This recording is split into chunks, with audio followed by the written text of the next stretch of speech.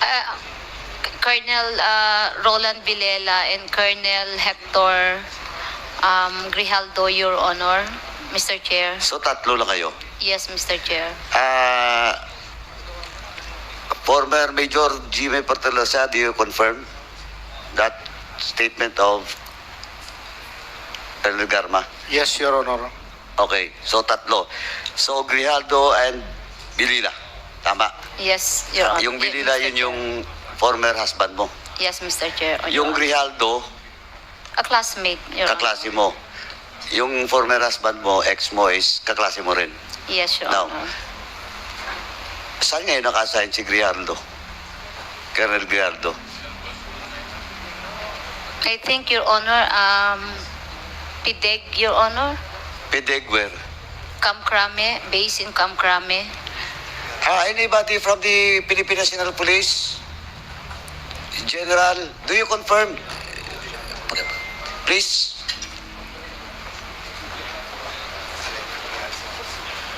Yes, Your Honor, sir. So you do confirm. Yes, sir.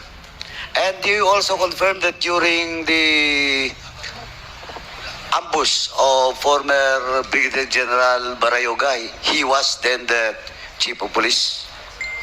Do you have records on that?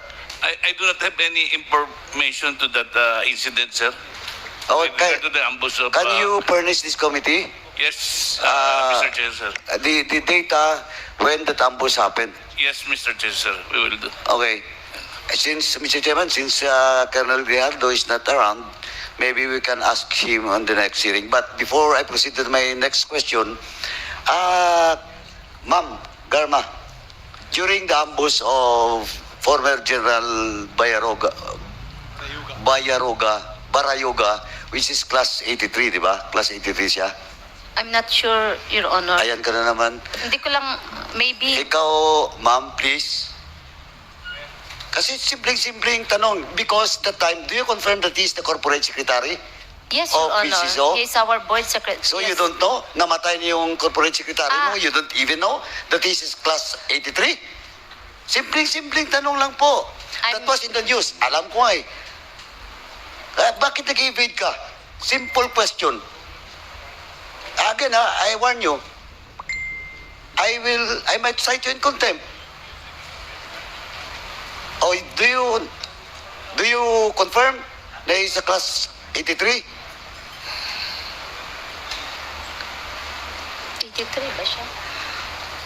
Classmate? Okay, ito na lang. A classmate of our chairman. So Yeah, whatever classmate is of the your- class of Sir Pinili, I can Classmate I'm of not your sure, Pinili, but classmate classmate po sila. of the former DLG secretary.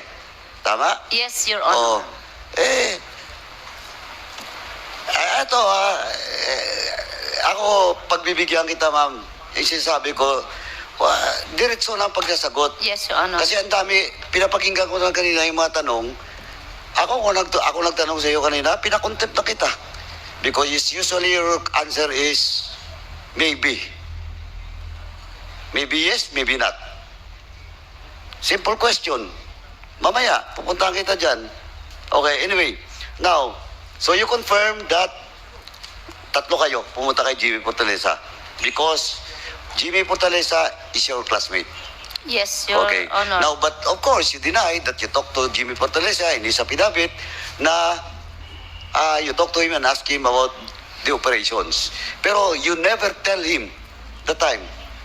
Based on in my personal and the affidavit of Jimmy Fortaleza, you never told Jimmy Fortaleza na may papatayin.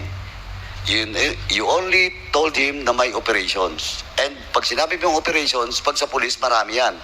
Pwedeng may mamatay, pwedeng bypass, pwedeng dahil Bucor facility yun, pwede ring galugat. Diba? Diba? Yes, Your Honor. Tama. Okay. Now, akala ko maybe naman.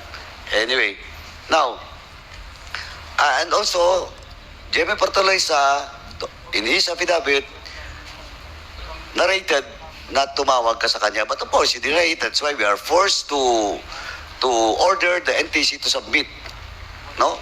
All the post, kasi kung prepaid, medyo mahirap. Unless otherwise, we still have your number sa prepaid. Can you tell us your numbers of prepaid during the time? I cannot recall anymore, Your Okay, of course, you cannot recall. Diba? Pero ako, tandaan ko.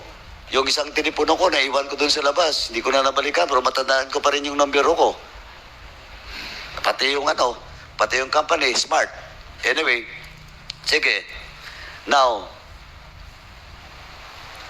when the incident happened, that was August 11. Tama? Yung sa Napicol, August 11. Yeah.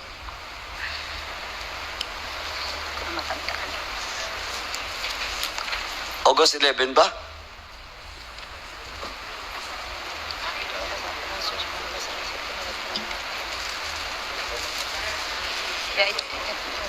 Ma'am, anyway, No, Your Honor. tinitingnan mo lang yung, kanino bang dokumentong tinitingnan mo? Affidavit of whom? This was Leopoldo Tan, Your Honor. Sorry? Leopoldo Tan. Oh, how did you, It was published, Your Honor, in the website. it was published, so you print it out? Yes, Your Honor. Okay. Okay. Now, it was August 13. August 13 po. Okay, August 13. Now, it is a publicly knowledge incident because 3 Chinese national allegedly to be drug lords was killed inside the Picol. Now, question. You visited Jimmy Portelesa, malapit lang po yung time nung pag-visit mo, no? Matter of weeks. Now, after that, did you call Jimmy Portelesa? No, Your Honor. Why? Wala naman ako sasabihin sa kanya, Your Honor. Sorry? I have no purpose of calling him. Wala din ako number sa kanya. So, bakit ko siya tatawagan? Your So you Honor? do, okay, sige. I will rephrase my question.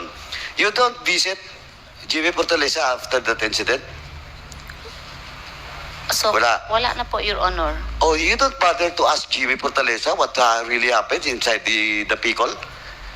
You're an intelligence officer. You're very close to the president. Nangyari yung patayan doon. Same is true with Colonel Grijaldo, Colonel Leonardo that time. That time because you are the CIDG. You didn't even bother to visit the Picol. You, especially you, Ma'am Garma, you're the classmate of Jimmy Portelesa. You visit Jimmy Portelesa before the incident. Now, it happens. Sabi mo, wala akong nalalaman sa pangyari, but you didn't even bother to ask Jimmy Portelesa what really happened.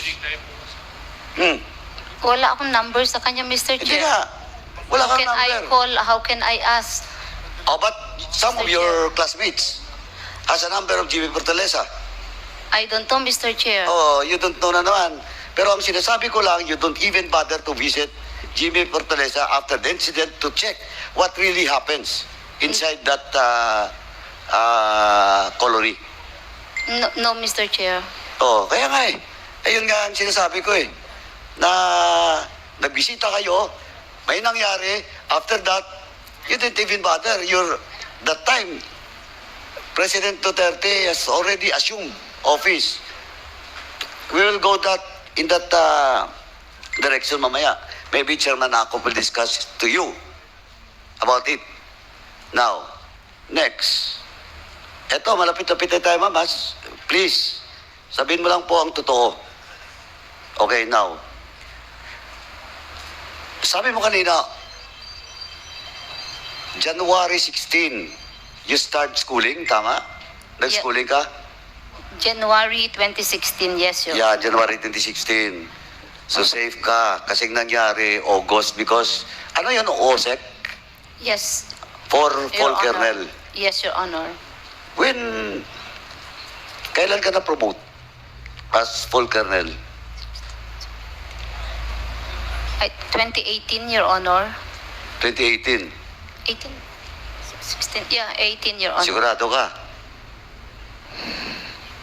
Hindi Yes, 20 yes, Your Honor. 2018. Sigurado ka? Yes, Your 2018 Honor. of, I think June, Your Honor. parang, June. eto,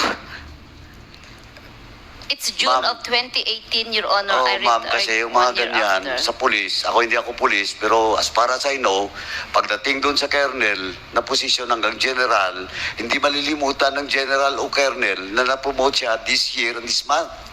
Well, in fact, even the date, because that is an important promotion for each and every career officers in the PNP. Kasi pasikip na kayo, di ba? Tama? Yes, Your Honor. Oh. Kasi mangilan-ngilan lang na yung mga light colonel ay sasampa na mabilis. Just like you. You're one of those privileged na promote 2018 pa lang as full colonel. On your class, ilan ba kayong full colonel during the time? Hindi mo matanda na naman. Of course, pwede ko bibigayan. PNP, please submit. Jen, si General, no, yung sa DIDM po, pakisubmit po yung yung promotion of all class 97 from light colonel to full colonel po. Yung date and year. Yes, Your Honor. Please. We will comply. Please submit it before the next hearing. Yes, Your Maybe Honor. mabilis na naman yan. Siguro within the week. No. Okay, I will give you until Monday. Tuesday na po. Tuesday. Tuesday. Yes, Your Honor. Okay? Before the hearing. Now, Ma'am Garama, so after your schooling, you were assigned in Cebu. Tama? Yes, Your Honor. Prior to your assignment in Cebu, you were assigned in Davao. Yes, Your As Honor. what? Station Commander, Your Honor. Of Station 1, Santa Ana Police Station. Station 1. Yes, Your Okay. Honor. With the rank of light colonel. Yes, Your Honor. Okay. Sa posisyon na yun, di ba pwedeng major doon? Pwede rin po ang Major, Your Honor. Di ba? Tama? Yes, Your Honor. Okay. Now, yung position mo is only light colonel. You were assigned in Cebu. And as far as I know, no, but of course, I can be wrong, I might be wrong, pero highly urbanized city, not a component city, rank of full colonel dapat, di ba? In the case of Cebu City, dapat full colonel. Yes, Tama? yes, Your Honor. Now, you're just a light colonel the time. No, Your Honor. Full Pag-assign colonel. sa'yo? Cebu City Police, Your Honor, I am full colonel. Full colonel. Kailan kayo na-sign doon? June yun po. June or July. June Your Honor. of- Basta I am already, na-promote na po ako, Your Na-promote ka Honor. na? Yes, Your Honor. Ba't OIC lang status mo doon? It has to be confirmed by the Mayor, Your Honor. Ayun. Because the mayor does not want you to be the chief of police because prior to that, you were also assigned in Cebu, di ba? Yes, Your Honor. As what? CIDG, CIDG? Regional Chief of Region 7. Correct. Kaya kilala ka ni Mayor Ospeña. Yes, Your Honor. Kaya ayaw niya, kasi kung kilala ka ni Mayor Ospeña because the regional center of Region 7 is Cebu. The regional office of CIDG is Cebu. Most of the activity of CIDG is in Cebu. And as a mayor that time of Cebu, kilala ka ni Mayor Osmeña. That is why ayaw niya sa'yo. Because on your record during the time, napakarami pong nangyari during the time. And we are now collating all those incident related to death nung time na yon as CIDG Region 7 at the same time Chief of Police of Cebu. Now, Chief of the CIDG ka the time. Yes, Your Honor. Yung rank mo is Light Colonel. Yes, Your Honor.